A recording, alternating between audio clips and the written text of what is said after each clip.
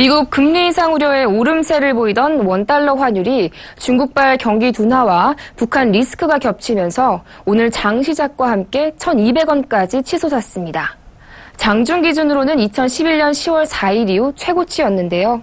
이처럼 환율이 치솟는 이유와 앞으로의 전망까지 외환은행 외환파생상품부 서정훈 박사와 전화 연결해 보겠습니다. 네, 오늘 국제 외환시장에서 달러 약세를 보였습니다. 그럼에도 불구하고 원달러 환율은 오르는 모습이었는데요. 장중 1,200원 터치한 것은 3년 10개월 만에 처음 있는 일이기도 했습니다. 이렇게 환율이 오른 주된 원인 무엇인가요? 지난주에 미 FOMC에서 7월 의사록이 발표되어 약간 비둘기적인 내용으로 발표가 되었음에도 불구하고 최근 중국 경제 둔화 우려와 글로벌 증시 폭락, 또한 남북한 긴장 대치 지속 등에 따른 위험 회피 심리가 확대되면서 국내 증시에서 외국인 투자자들이 환차선을 우려하면서 급속하게 자금을 유출시키는 그러한 이유로 인해서 2011년 10월 이후 1,200원 선을 장중에 터치하면서 높은 변동성을 나타낸 모습이었습니다.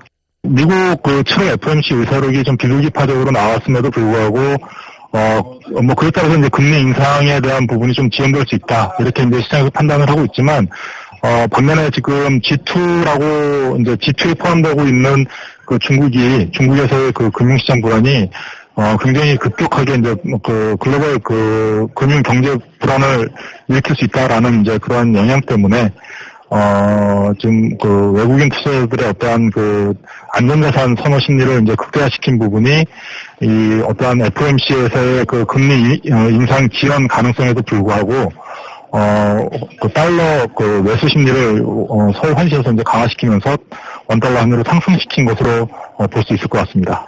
네, 이후에 1,200원 선 아래로 내려왔던 원달러 환율이 중국 증시 폭락 소식에 다시 1,200원대에 접근을 했는데요. 왜 그런 거죠?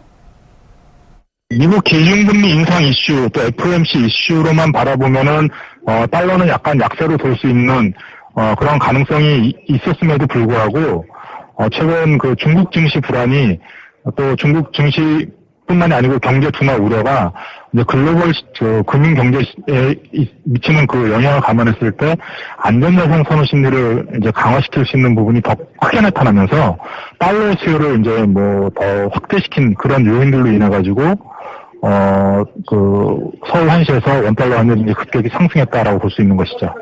예, 최근 중국 증시가 가장 큰 낙폭을 보이면서 이 금융시장 불안이 중국 경제의 어떤 둔화 우려로 이제 전이될 것으로 이제 판단한 국내 외국인 투자자들이 급격하게 또 자금을 유출한 부분이 환율 상승으로 이끈 주된 요인으로 이제 판단해 볼 수가 있을 것 같습니다. 네, 그렇다면 현재 남북 간 긴장이 고조되고 있는 것이 이번 환율 급등에 영향을 줬다고 보십니까? 네, 그렇습니다. 남북한 긴장 대치가 계속 지난주 후반부터 이어지고 있는데 일단 사실상 중국 경기 둔화 움직임에 비해서 상대적으로 크게 예상했던 것보다 크지는 않은 것으로 이제 판단이 되고 있고요. 그럼에도 불구하고 일단 이전 우리 대한민국에서 있었던 남북한 긴장 대치 국면하고는 약간 다르다라는 측면에서 인식이 되는 부분은 달러 수요를 조금 더 확대시킬 수 있기 때문에 그런 부분도 오늘 환율 급등에는 어느 정도 영향을 미친 것으로 이제 보고 있습니다. 남북한 고위 접촉 회담에서 어떤 결과가 도출되느냐에 따라서 사실 방향성이 급변할 수 있는 그러한 이제 요인이라고 판단은 되는데 그러면서 이제 단기적으로 어떤 좋지 않은 결과가 나왔을 때는 굉장히 부담스러운 쪽으로 이제 환율의 상승 쪽에 영향을 미칠 것으로 이제 판단을 하고 있는데요. 그렇게 가기는 조금 쉽지 않을 것으로 판단을 하고 있고, 조금 길어지더라도 상대적으로 중국 증시 불안이라든가 미국 금리 인상 이슈보다는 좀 단기적인 영향 요인으로 미칠 것으로 이제 판단을 하고 있고요.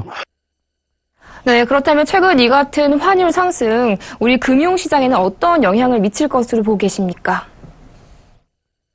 고환율이라는 측면에서 수출 경제 구조에 있는 우리 입장에서는 수출이 잘 될 수 있고 그에 따라 이제 달러 공급이 지속될 수 있는 긍정적인 측면이 있겠지만은 일단 1,200원 선 이상으로 올라가게 되면은 금융시장의 어떠한 불안, 또 국내의 어떠한 경기 모멘텀의 회복력이 좀 약화되는 그런 측면들이 반영되면서 외국인 자금들이 급격하게 이탈할 수 있다라는 부분이 이제 그 경제에 미치는 어떤 부정적인 파급 효과로 이제 다가올 수 있을 것 같고요. 이제 그러한 부분들이 어떠한 기업들의 어떠한 실적 악화, 투자의 어떠한 소극적인 쪽으로 이제 그 마인드를 되돌릴 수 있고 이제 그런 측면들이 있기 때문에